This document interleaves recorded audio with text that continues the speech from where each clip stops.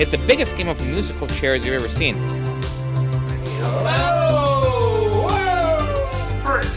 Oh, no, you can't say stuff, Zack. It's a lot of fun. Say no more, sir. I'm already up. It's the wild, wild west out in Florida. 3, 2, 1. And we're live. We are live. Welcome back, everybody. This is our second episode of the Choppin podcast. Chopping it up. I am Paolo here at the 1101 Central Ave, DePaula Pre-Owned Supercenter. This is my co-host, Zack. Zack, Anadio. sales manager. Welcome back, buddy. Thanks for having me. See? I decided to come out of my office. To join me for this glorious occasion and to share a cup of coffee with you. Yeah, mine's a little bit bigger than yours, but Yeah, but mine's more powerful, so, yeah. Well, leave it to the big guy. I guess so. You gotta need it. I am. For the day we plan on having, It's gonna be a long day. How was your weekend? It was fantastic. Good. Yeah. How was yours? Fantastic. Really? Yeah, couldn't wait to You come don't back. want to elaborate? No. No? Why? Nah, 'cause better off. Why? Now I'm intrigued. I gotta feel it out of you, brother. No, my soccer team lost, so I just wanted to, move on and. I know. Just, you even told me not to watch it. Yeah, and I I told still you not lost. to watch it. But yeah, no. Now I'm back and I'm ready for this day, and very excited to be here to talk to you guys and to really chop it up with you, because I think there's a lot of stuff that's changing in the market. So I always love to get your opinion and talk about these things. But this is going to be the first episode of our little series on why you should buy from a auto group and the power that an auto group has versus your average mom and pop dirt lot, which there's a ton of here on Central Ave. So yeah, this is like the mecca of them. Yeah, you can't drive more than like 10 minutes without bumping into like 5, 6 of them. Yeah. But like everybody knows, the DePaula Auto Group has been in business for a very long time. Everybody knows who we are. We've been on Central Ave for forever. It kind of feels like we own Central Ave. We have so many locations. We're kind of the start of it, if you think about it. How the exit floods into Central Avenue.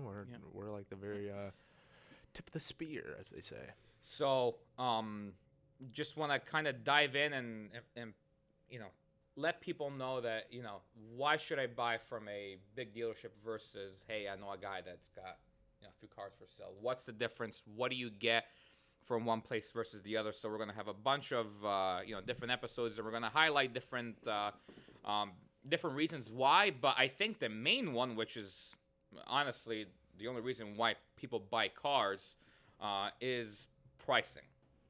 I mean, you're a consumer. You use Amazon, I would imagine, like every other person. What? On Amazon. You ever heard of Amazon? No, I never heard of this Amazon. They're pretty big. You ever heard of them? They're taking over Amazon. You never heard of this. Yeah, they were a bookstore at first. Now they got Amazon. Yeah. I thought you said something else. Oh, yeah. So if you were on Amazon and you're looking to buy, I don't know, white T-shirts. Yeah. The summertime is coming. And there's 10 of them, and they're all carbon copy of each other. Are you going to buy the most expensive one, or are you going to buy the cheapest one? I'm going to buy the cheapest one, of course. Right. If they're carbon copies of each other, I'm going to buy the cheapest one. But, say if I could negotiate the price on the cheapest one, bet your sweet ass I would. Okay. So that in itself is what market-based pricing is. I think a lot of dealerships right now are using the word, market-based pricing, and a lot of people hear it in commercials, or they're hearing, in advertising or on social media, but not many people understand, what it is or how it works. And in definition, this is exactly what in layman's terms, that's exactly what it is. This scenario that I just brought up. Everything that we do revolves around market-based pricing and making sure that our customers have the best possible deal on every vehicle that we have in stock. This is what you and I work on Hours all day on a long. day. Other than having cars on the lot, once the cars are here, and even before we get the cars, you do the majority of the appraisals here. Yeah. Anytime you appraise a car, that's the first thing you take a look at is, okay, if I take it in on trade and I plan on How do I retailing it. how do I be number one in the set? and how many days is it going to actually take for it to sell. So you take that, and then you look at, okay, what else is in that set, and you pretty much price it against everybody because you want to be number one. You want to sell it within that 30 days. Obviously, maximize on gross because that's what a business does. But you also just want to turn and burn them. You don't want to pay interest on it either. Yeah. So and when from a customer standpoint, and I think COVID was a great example of the power of the internet. People don't just walk into our dealership and say, "Hey, I'm just looking for a used car. What do you have?" Most of the time, especially when it comes to used. Before they did. Yeah, before definitely. Now it's evolved into, all right, I'm going to do online shopping. I'm going to find it. Now I have to confirm it. Do you remember when we went to train? Do you remember how long they said someone takes before they actually walk into a dealership? How many hours they spend online researching? It's like 88 hours total, and then they only visit 1.8 dealerships, so it's really just one dealership. Yeah. They might just roll on the lot. If they're coming to see you and they didn't buy, they're buying from me essentially. So that's 100%. If they're in your store, they're there to buy. Because if they're not in your crosshairs when they get here, you're done. Yeah, and I mean, everybody does a relatively great job of marketing their vehicles online, putting pictures and everything else out there. But as far as pricing goes, that's our true bread and butter, and why we've been so successful over the years is because we do the shopping and pricing already for you. If the vehicle's on the line, you walk in, 9 times out of 10, I'm either price number 1 or number 2 within 100 to 150 miles. Well, we could be number 2 or even through 4, but in reality, if you really look at it in comparison to everything else, we're actually number 1. Yeah. If you really think about it, because you have to look at it price, miles. Does it have all the features? You could have the same model and trim level, but it could have like an additional features from the person who custom ordered that one. Yeah, or it could be that there's somebody that's cheaper than me, but they have 3 times the miles that I have on my car. So we like to do all of that ahead of time, so when a customer comes in, they're confident in their in their choice, and it kind of validates all the research they've done online anyway. Most of the time when people are walking through the door, they are here because they've done their research.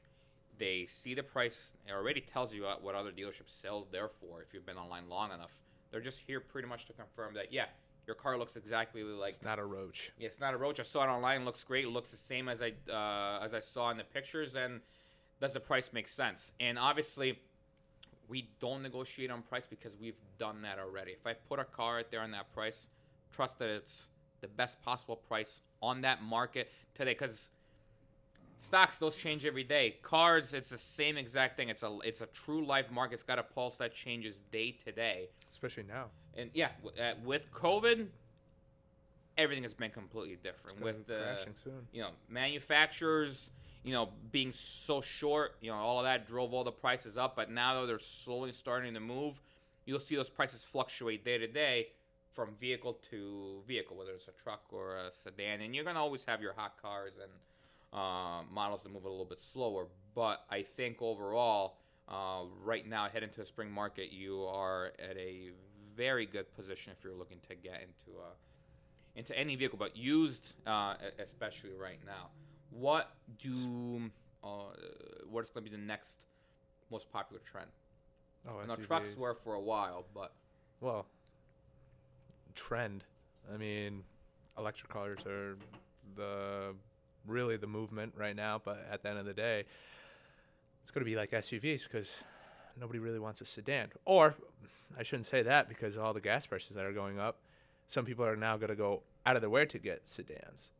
And now what does that do to the manufacturers that's liquidated their entire sedan lineup? Like Ford. Ford's transitioning right off to it. I think Ford's only going to have the Mustang. So what are they going to do? Is this continue? Or do they give life back to the Fusion? I'll tell you this. I think they're still making the Malibu. They're still making them, but I think fuel efficiency. The Chevy Bolt. I think fuel efficiency is an all-time high with the trucks that they have nowadays. There's so many 4-cylinder 2.7 liter out there turbos that are just as good as what the V6s used to be. Yeah. And people originally didn't want a V6, but now you can get a 4-cylinder that's just as good on gas, if not better. And engine-wise, they're bulletproof. So going back to market-based pricing. If I come in to buy a car from you and I tell you, oh hey, so I don't know, for example, this car is $20,000, and I go, what's the best you could do? And you say, 20. Hang on, let me go talk to my manager.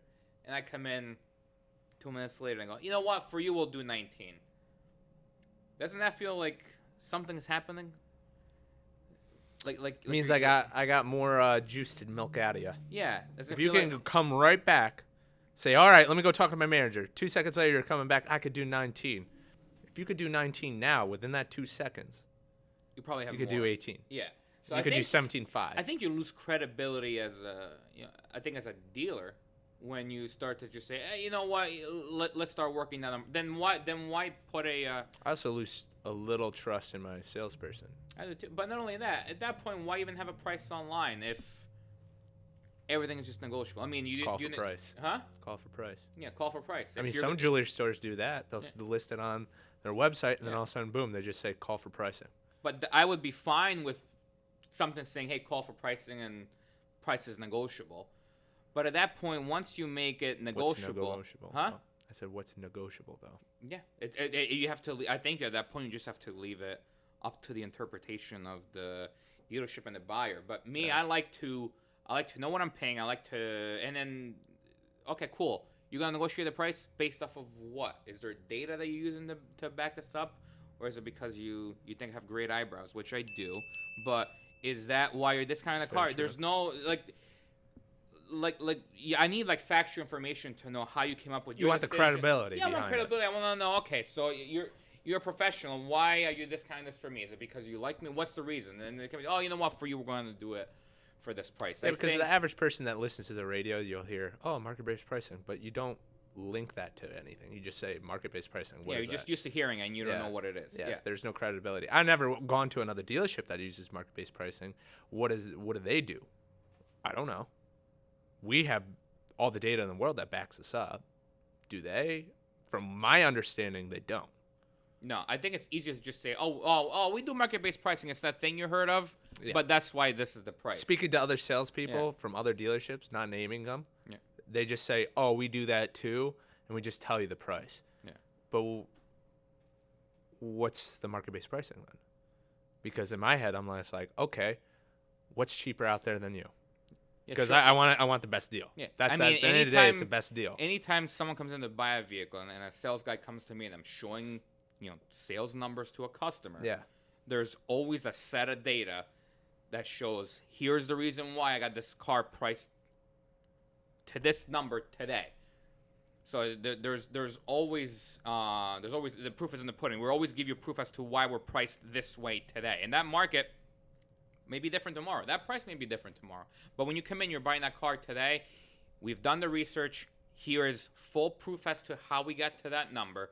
And we'll even tell you, hey, here's everybody else in the market, and we'll tell you exactly what those cars are. If you want to go buy them there, by all means, go ahead. But we will tell you exactly, hey, there is a carbon copy vehicle to this one with this many miles away from us.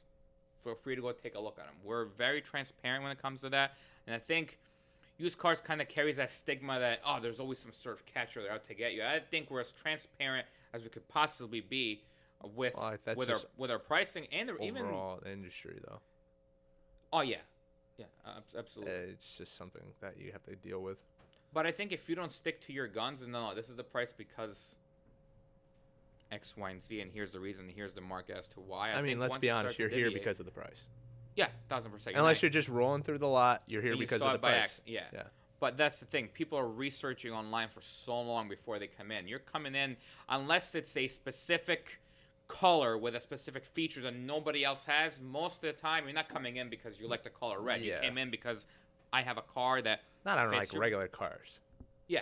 No, it's got unless it's a specialty car, then people will pay whatever. But your average consumer is here because of the price, and I can't blame them because that's how I shop. So unless you see how it the from world works, baby. Yeah, unless you see it from the eye of the consumer,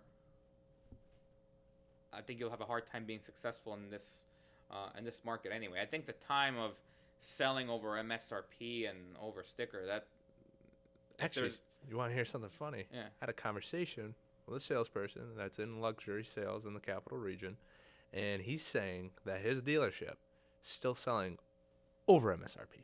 over MSRP. Over MSRP. And I said, why? I said, don't you guys know like the market is switching up? Other luxury brands are getting more cars every single day. Why are you still selling over MSRP? He looked at me, he goes, well, we just don't have the car, so if they really want it, they're going to have to get paid over MSRP. And I said, yeah, but you're losing out on sales. He goes, no, we're not. I said, yeah, you are, because just because you're the only luxury dealership up here doesn't mean that there's not 3 other in the regional area, meaning like Connecticut, Massachusetts, exactly, stuff like that. And people travel for a deal. For that specific price point of cars, yes. How many times have we had out-of-state deals over cars that are ranging between $10,000 and $15,000? We've seen it happen how many times? So let alone a high price point, Highline car. Yeah. I mean, let's face it, a car is the second largest purchase other than buying a home. Mm-hmm. You're not just gonna come in and buy. You're gonna do your research. And yeah, I'll be willing to travel if I'm saving $4 or $5 grand. 100%. Especially on a buy. At least 100%. You're talking, minimal numbers. But on a buy, that's a big difference on your bottom line and your monthly payments. So, yeah, I don't think you can rely on the fact that, well, I'm the only one that has it now. No, I think people will travel to get a deal, and especially if it's something that, it's a need, like a vehicle. And not only that, it's not a need for those vehicles that he sells. It's not a need. No, those are wants. Yeah. I mean, from working at a Highline store, we know that those are not. I had to cut them down a few pegs. Yeah, we don't. Yeah, it doesn't. I'm not gonna say what brand it was. Wasn't that good. Yeah. And I'm like, for the price point. I mean, you and I had done our research on this specific brand, and for what you're paying for and what's out there, laugh you out of the room. But I think there's still like old ideologies out there, and then I'm hoping that eventually everybody starts to catch up, because I think it makes everybody more honest and it keeps other dealerships in check. Some people say, "Oh, what do you want other people to find out?" I think competition is always good. Competition always breeds more business anyway. That's capitalism. How many Dunkin' Donuts is there within like 3 miles of each other? A ton. Oh. Just here on Central Ave, there's 2 or 3, and I can walk to each one of them. One right here, 500 yards up that way. Yeah. It's another one. So I welcome the competition. I love that there's other dealerships, around me, because at the end of the day, it keeps me sharper and it keeps you honest. It keeps you honest, exactly. I think the worst thing that could have done is put the words MSRP, suggested price, because the fact that it's suggested, when you go buy milk, that's not a suggested price. That's the price. Set price. Because that's what the price of milk is today, based on the milk market or whatever, right? So why shouldn't cars be the same way? Why should I have to go back and forth a million times when the price is really the price? I think eventually, once they remove that S out of the equation, and it's no longer a suggested price and it's just the actual price, I think it would even out a lot of things. I think it would make the manufacturer more honest. I think it would make the dealerships more honest. And we're already doing it now, and it's difficult to start, but I think once you're already doing it, you're in the flow, it makes it so much easier to price things when you're buying a car. Anytime we buy a car at auction, to put it on our lot. Yeah. First thing we see is, okay, now how much money am I making on the car? What can I realistically sell the vehicle for? Actually, that's not my first thought. I always think, okay, what do we have to do to make this ready? And then from there, I go, okay, if I have to put $3,000 into it, where do I have to sell it and still be competitive versus everywhere else? Right. So you look and say, okay, if I'm selling, how am I competitive at that price? Yeah. So that's the first thing that we always take a look is, okay, what's the customer looking at? Because the customer doesn't see it from our point of view, nor should they. Like when I go buy something else, You're buying a product. You shouldn't have to do back research on how, it was manufactured and how it was maintained. That's why we have Carfax. It's just a correlation between each other, but nobody's really looking like, okay, what'd you really do to it? I mean, some people do. Yeah. And luckily enough, that's information that at least we have a full recon facility. So once a car is on our lot, everything is already been done to the vehicle in order to make it ready to be sold today. If you see a car on my lot right now, you can take that vehicle home in 3 hours. And by 3 hours, I mean we're doing your paperwork, vehicle's getting, detailed, washed, and ready to go. That's the time that we need. But I don't need any additional time to get your vehicle ready. The car is already done. And if you want to know exactly what we did to it, we got paperwork that comes along with it. So honestly, and that's where, as a salesperson, you're like, okay, you're already coming in on the price because you've seen that we're number one in price in the market. Let me just show you another thing, or another piece of information, I should say, that is pretty much solidifying why this is a better deal, because you're already saving on just on the selling price. You're saving even more in the long run over 2 to 3 year period of time, because we did brakes, rotors, tires, windshield wipers, et cetera, et cetera, et cetera. Something that you never need to worry about. Oil change that you don't have to worry about for the next 6,000 miles. And to take it one step forward, being a GM dealership, essentially, when something gets certified, it goes through a 172-point inspection. Obviously, not every make that I have here is GM, so I can't certify a Subaru, for example, but I'm still going to put it through the same 172-point inspection because we're already doing it for every other car. Why not do it here? So that's as close as possible as to whatever the manufacturer would do for that particular brand anyway. And I'm giving you proof that it is. And also, believe it or not, New York has, a lot of things wrong with taxes, this and that. Everybody, likes to complain about something, the weather, one thing or the other, the potholes. But it's Everybody actually has the something only to state where complain it's good to buy a car in, because you do get additional to pass New York State inspection. There's way more requirements than the other state. They're way stricter. And Florida, you just pay a pass and you're good to go, brother. Yeah, other states too. And not only that, everything is regulated where prices can go over a certain amount, so you're not getting had there because the state has your back. And you get New York State lemon law, which some states, you buy a car, you drive it off the lot, you're on your own, baby. Car blows up the minute you roll off the lot, tough luck. We shredded the paperwork. We don't know you exist. I don't know who you are. Welcome to Jersey, baby. Yeah, so I think in that respect, New York actually makes sense to buy a vehicle, and we do a lot of out-of-state business. I mean, within Massachusetts is right up the street from here. It's not majority too far. is in Massachusetts, Vermont, New Hampshire. We've had plenty of New Hampshire deals. How's your water? Lovely. Can I tell you something? I'm jealous of your hydration. Yes, you should be. I don't know how you can drink that much water. Yeah, because this is how I function, man. If I don't drink water like that, between the caffeine and not drinking water, I'd riddle myself in anxiety. See, I love the anxiety. That's why I you thrive on it, brother. I thrive off of that. Yeah. That's what keeps me sharp. The water. Yeah. Chopping it up with Zack and Paolo. Ooh, that's nice. Today's episode of the podcast is brought to you by DePaula Pre-Owned Auto Center, located 1101 Central Ave in Albany, New York. Looking for a previously sold vehicle? Well, look no further. We have every make and model available for you today. Schedule your appointment online anytime at DePaula.com and browse our immense inventory at your leisure from home, or stop by and see us. We look forward to seeing you. Chopping it up with Zack and Paolo. Ooh, that's nice. Spring market, I think we are in the thick of it now, as they say. A lot better than I thought it was going to be months ago. I think the manufacturers stepped up their game a little bit. You see more vehicles out there if you drive.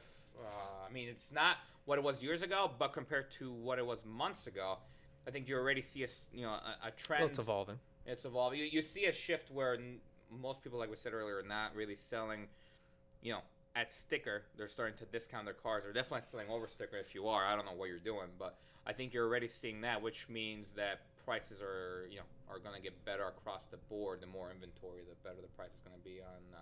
And you can tell, we have more inventory now that we've had in months. So the more inventory, the better the prices. So. Yeah, man. The more new cars that hit our lot, the more used cars. Then you'll see a price adjustment accordingly to whatever the economic effect is on that. And, that's when we come in and take over the market like we usually do. So I think it's going to be an exciting time. I think it's been evolving since the beginning of the year. I don't think the overall situation globally has stopped. I think at first it was a scare. won't ever. Yeah, I think at first it was a scare. Whatever's going on, overseas is going to drive up prices. Yeah, I mean, gas prices have gone up, but they're already starting to go down a little bit, and you can already see prices on cars are going down. If interest rates are going up, I think that's a positive sign that economically we're doing a little bit better if interest rates are starting to that's always been the trend anyway. So I think we're headed towards some sort of normalcy. We won't have the usual 500 cars you have on the lot, but I think we're starting to That's like a 5-year plan. yeah, Let's but be I think we're honest. getting to I think the new normal will be an average of I think 100 cars on the lot for a major dealership. I think that's going to be the new normal. And honestly, as far as wait times, I think now if you put an order in the brand new vehicle, within 4 to 6 weeks your car is here. So I think it depends on which vehicle that you get. Some Tahoes are going probably a little bit longer, if I don't recall from some of the sales guys saying that down the road. But it's 4 to 6 week turnaround for like just a regular maybe Equinox or something like that. yeah, That so would be definitely dope. plan ahead. I mean, if you're coming to the end of your lease, definitely come in. Yeah. I would probably say 3 months before your leases do come in. The new models upgrades have been fantastic across the board. Freaking sick Right? with those Equinoxes. Yeah, The whole everything. new I think body design. the whole lineup, the Silverados, everything's Oh looking yeah. great. Yeah, this 2022 Silverado. Even the new Fords. I like what they're doing with the new Fords. F-150s. Yeah, Yeah, they're sharp. yeah, they've. Jared has one. I know his is nice, but the His is nice. 2022s they've done a great job with their interior. So, and even engine-wise, I think everything is headed towards that fuel efficiency that everybody's so afraid of. So I think someone that drives a truck is going to always want to drive a truck. I don't think the gas prices are going to scare somebody who's going to always drive a truck. Doesn't scare me. I mean, it's going to be expensive regardless of which way you slice it. Even if it's $1.99 for gas or $4.29 for gas, it's still going to be expensive if you drive a truck. I filled up for $80. That's a normal day for me. Obviously, it's a little bit from a half tank up. It's a little bit more expensive, but it's nothing like, oh God, I have to really, really budget in my normal budget for a price adjustment. If you have something like that, you already know you're going to pay extra for it. It's not like I have a Ford Fusion where I'm just ripping it around all the time. Right, and it's one of those things where if I had what the price point where people would have to jump out and say, look, I just can't afford to drive a truck anymore. I think it would be so far away from what it's like right now that I don't think we're ever going to see that go. Unless to you like drive like 1,000,000 miles. Like if you're coming from, I don't know, all the way out in Queensbury to Albany every day, I would switch.